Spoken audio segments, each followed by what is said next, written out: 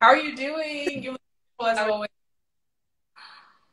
Doing well. How are you guys? Good, good. Feeling good. All right, go ahead and give your introduction for anyone who this is their first time seeing you and learning about what you do. So my name is ToShara Braxton. I rework and resell vintage. Um, I will say I'm 23. I graduated from Old Dominion with a fashion merchandising bachelor's degree. Um, Really, on paper, it's so much. It's very plain, but it's so much more to me than just like accolades and stuff like that. I'm a mother of one boy who is 1.5. Um, Other than that, that's like the straightforward behind the scenes. But I started Bad Joy Customs in 2019, originally just selling vintage, and now it's just become more of a like a rework shop. I've known how to sew since I was 11, always been into fashion, always been into clothes. So this is really just like an outlet for me creatively. And that's the gist of it. Awesome, that's great. So that's a lot of stuff for us to dive into. First, let's start with so you went to school for fashion. So how did you know that you wanted to get into fashion? I've always known. So I remember being like 8 and just like playing in clothes. My dolls would have clothes, of course, and I would just be like putting together outfits, drawing clothes in like 5th grade, showing them to my teacher, showing them to my friends, watching America's Next Top Model, not wanting to be the model, but wanting to put like clothes on the models, and just like always just loving it. And I just remember actually like growing up, my childhood was actually kind of like traumatic. So it was like an outlet then to kind of like escape from all of it. And it just made me feel just happy and excited to do something. And a lot of people actually told me that I wouldn't be able to like work in fashion because we live in Virginia and it's not very likely. You might want to come up with a plan B. And I was just like, I refuse to take that. And like especially like watching like Tyra Banks, like seeing her as like a role model kind of, and just like not I I say that in like a very light sense because I don't like, oh my God, Tyra Banks, but like just seeing her and the way she like was able to like create all of these things, and she would share her story and you would still be like, wow, like she started from somewhere, maybe not where she is now or like set up to be this way, but she was able to make it and make it however she wanted to be. So I just, stuff like that really pushed me. And the more that I did get into it, the more I would show my friends, they would be like, oh, that looks really cute. That looks really good. And it just made me want to make clothes. So when I was 11, I begged for a sewing machine and I got one for Christmas. And the rest is history. I started in high school making clothes, like taking apart clothes. People would be so mad. They would give me like my grandma's clothes, and I would just like rip it to shreds, making skirts, making jackets, like whatever I wanted. And after a while, they were like, "Oh, this is actually pretty good." And that just turned into like after high school or in high school, my senior year, I started a fashion show, and they kind of ran with it. COVID kind of disrupted it, but I've always just known that I wanted to be in fashion, and I was willing to do whatever it took to, make it happen. That's great. So Yeah. you said a lot of dope things right there. A couple of things stood out to me. I noticed that you said like whatever you was dealing with, like fashion was like an outlet, and I feel that's something that people can find their calling by like whatever it is that gets you through hard times is probably what you probably should go with. And you also said Yeah, something about dressing the dolls. So I just thought that was yeah, interesting. Times what kids are doing with their toys or the pastime, yeah. that could be the thing that is like, their gift. You Absolutely. That's why, like, when, like, now that I have a son, I know how important those kind of things are. It's even in my mission to, like, it's not just for me, it's for my community. And I want them to be able to see that there are other options, especially in our area, Newport News, especially. It's like you can be in the shipyard or you can do corporate. And it's like, that's the only two options. But it's like, what about all those creative people who kind of lose their voice in, trying to survive rather than thrive? And, it gets me going to think about the kids that are coming behind us, that are watching us. And, I don't know if you guys hear this sound on like Instagram. Like, I don't dress up for the boys. I dress up for the little 13-year-old girls, so that they can look by and say, oh, her outfit is fire. Like, that's the type of energy. Because like, if I saw more people, like tangible people that were like Tyra Banks, but like I could touch them, I would feel like, I could do anything. And, that's what it really comes down to for me. Well, you're being that person, one of those people, Yeah. And that's us building the False Beauty fashion show. We just noticed, like, man, it's so much talent here. So it's just like, we got to all just keep pushing together to keep bringing that platform, shining that light on the people in this area. And it's going to keep growing. And absolutely. No, I'm excited for it. And, people can sleep now, and that's fine. Like, it's cool. But when we're there, I don't want to hear nobody talking about, oh, I knew them. Like, no, keep that energy.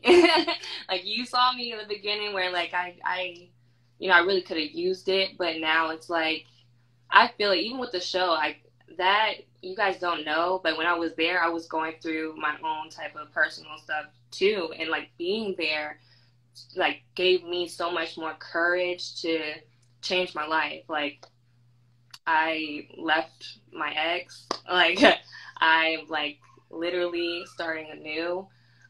But being there, I felt so confident and like, wow, like, all these people around me who can see that light in me, I have no reason to stay or keep myself, back.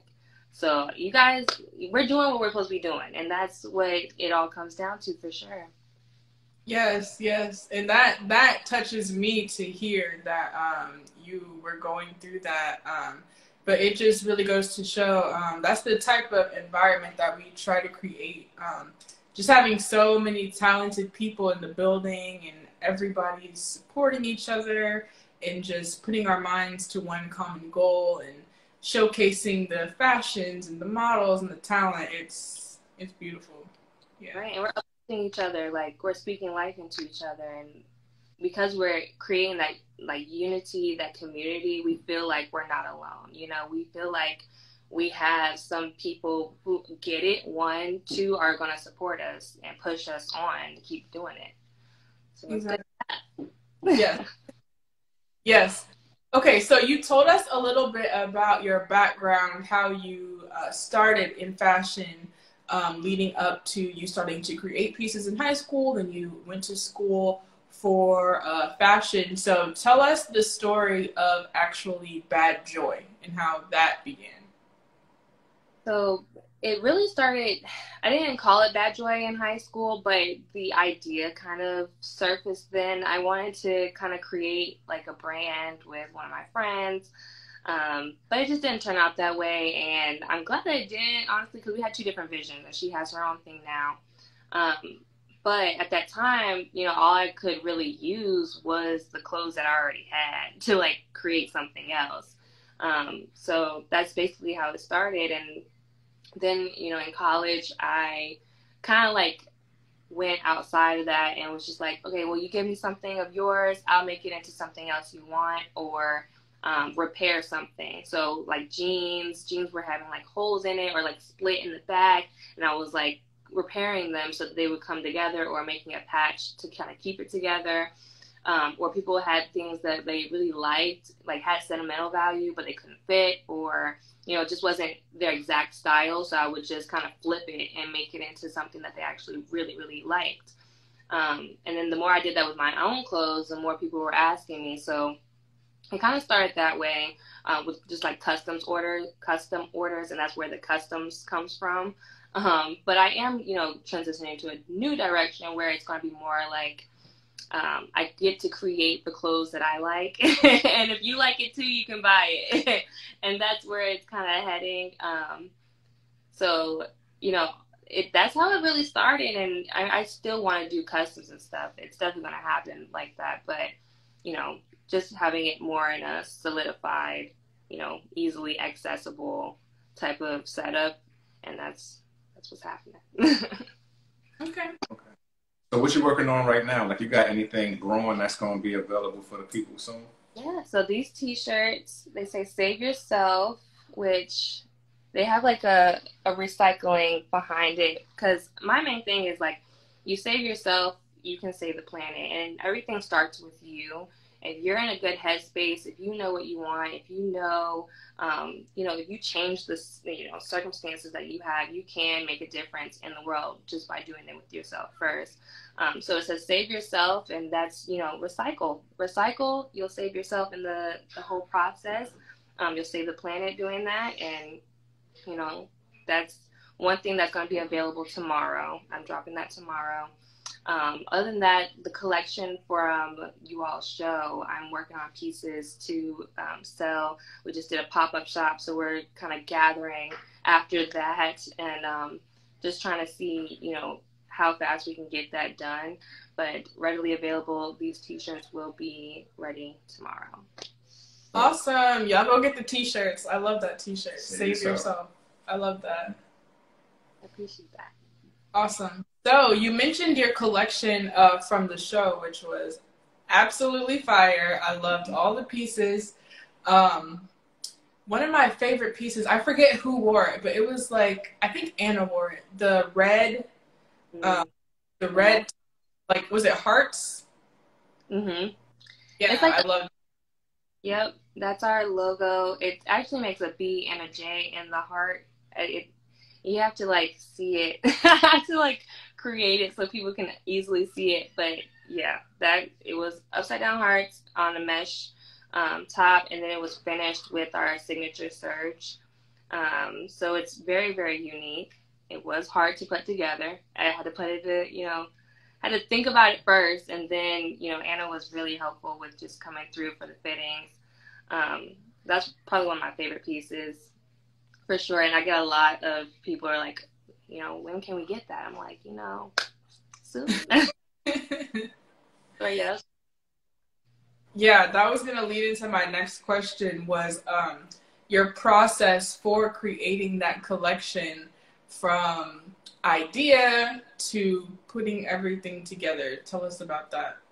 I'm a huge Pinterest fanatic, so I like to go for avant-garde, but you can still wear it. And that was my main thing. I want something that's unique, that is still going to make a statement, but I can wear it multiple times, and it's sustainably made. So I was just trying to think like that basically the whole time. So I kind of went through like materials that I already had, and, kind of using Pinterest at my little collection of it. I have like 300 pins in there of just random pieces, that just kind of screamed that whole feeling to me. So, I just kind of used what I had and drew up a few things, and I was like, okay, her actual outfit was not how I actually envisioned it at all, actually. That was one of the last minute changes that I had to make, because the piece that I wanted to do, it just didn't make actual sense. So I'll tell you, the piece before was actually going to be some pants flipped upside down. So the pockets were going to be in the back, actually, but it was going to come and kind of be like a one shoulder type of thing. It was going to be really cool, but the fabric of it was like a pleather, and it wasn't good quality, and I was like, I cannot put this on a runway. I'm not doing it. But it was super cute in my head. So that was actually a last minute change, and I'm glad that it turned out that way, honestly. But yeah, the whole process was kind of chaotic. I have ADHD, so when I see something, or if I'm in like a space where I, am working, I get distracted very easily. So I was just trying to like pull together things that I knew were going to be different from anyone else, and that were going to capture your attention, because I get bored very easily. So I was already thinking, like, if someone's in the crowd, I need them to like, ooh, what is that? What is that? Like, I need them to be on guard, like ready to look at what's next, because none of it was exactly the same. Maybe had the same color palette, and that's what I basically worked on, to kind of keep it all cohesive. But I did want that kind of sense of randomness with everything, And it came together. I liked it. I loved it. I'm happy. No, yeah, it was great. It was great. I want to see that pant thing you were talking about. You know, I gotta pull up because I this is the thing. Like, if I see it and I don't like it, I am so quick to try to throw it away. But like the sustainable part of me is like, chill. Like we could use it for something else. So it's somewhere in my scraps, and I'll make sure that you see it. But even like the sewing part of it, like I said, it was vegan leather, so it was like flaky and stuff. And I was like, I can't.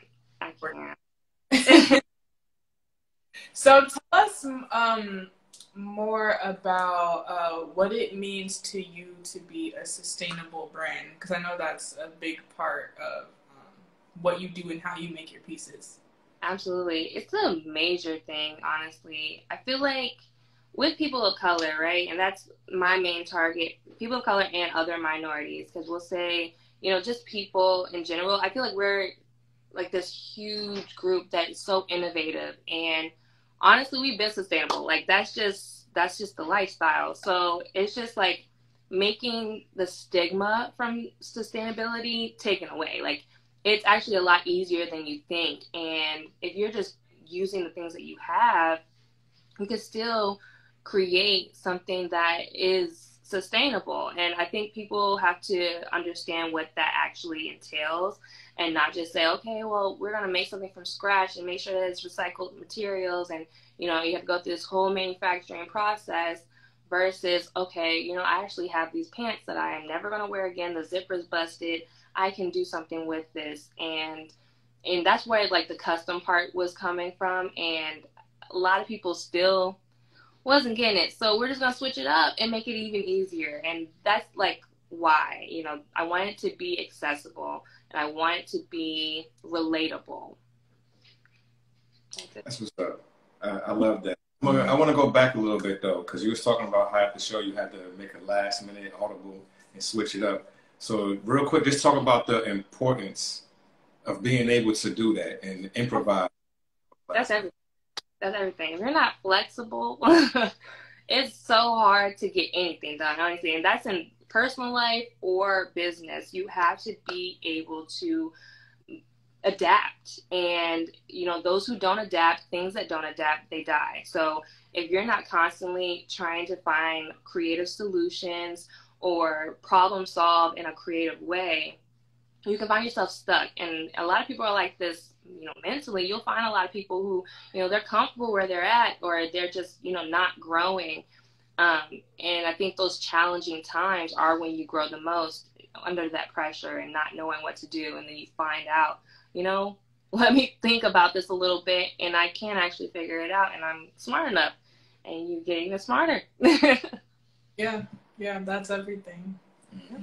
So talking about some of the challenges that come along with it. So you are an entrepreneur, even though you're a designer, everything is business. So, you got to put on that business hat sometimes. We can't just wear the creative hat. Yeah. So I want to hear what that's been like for you, becoming an entrepreneur, building a brand. And, well, there's so many directions we could go with this. But just what's your process been like being a first-time entrepreneur and building a brand? I thank God for college. I think I grew up seeing, business owners per se, but not in the way that I'm trying to do it. And I think college, as much as people want to say it's a scam, it really does prep you for the professionalism of everything. So you have to know how to present. You have to know how to put things together. You learn the process behind creating something like a product. So that was a huge thing for me. It taught me a lot about, all those things I just mentioned, but also like, where I fit in all of that, and, the things that they also lack in, this professionalism of what it looks like to be professional, or, who is professional. I think with that, I was able to kind of create my own kind of style of professionalism.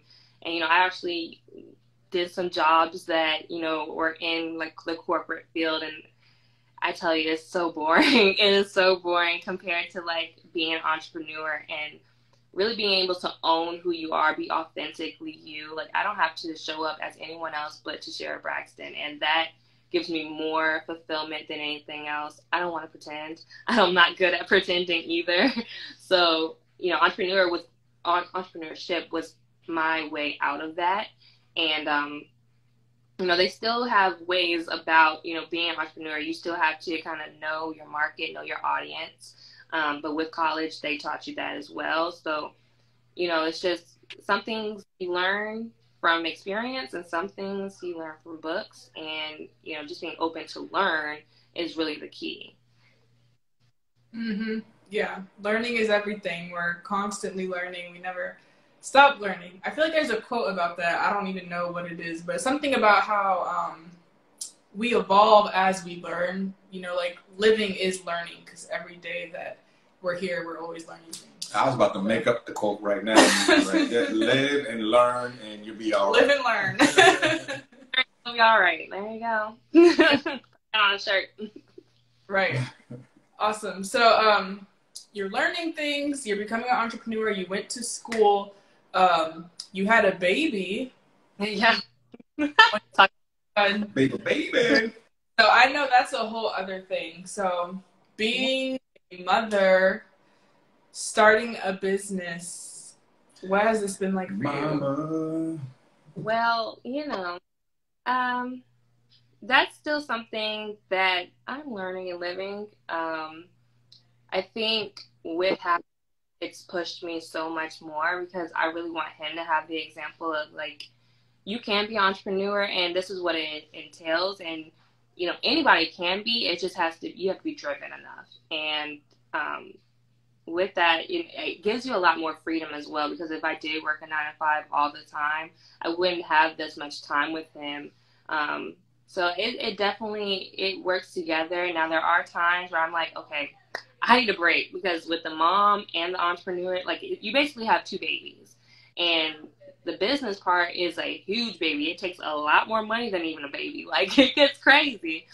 So sometimes you just have to take a step back, and self-care is a huge thing that I rely on, because, you know, the main thing in between both of those is me. And if I'm not good with myself, I can't be good for my business. I can't be good for my baby.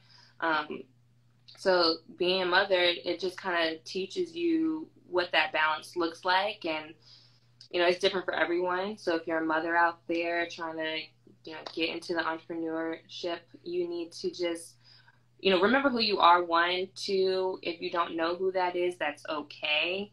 Take time to figure it out, because that's going to be the basis and the foundation for everything.